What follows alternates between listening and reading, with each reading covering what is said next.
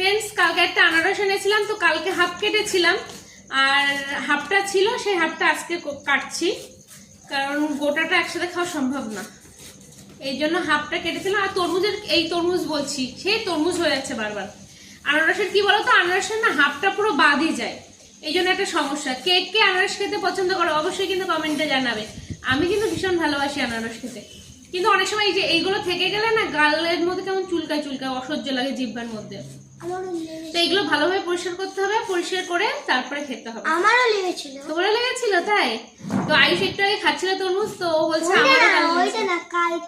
কালকে ও কালকে আনারস খেয়েছিল, তাই ও বারবার তরমুজ হয়েছে।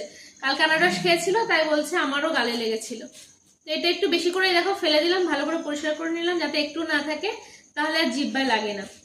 তো কে কে আনারস খেতে পছন্দ করে অবশ্যই কমেন্টে জানাবে। তো টাটা সবাইকে।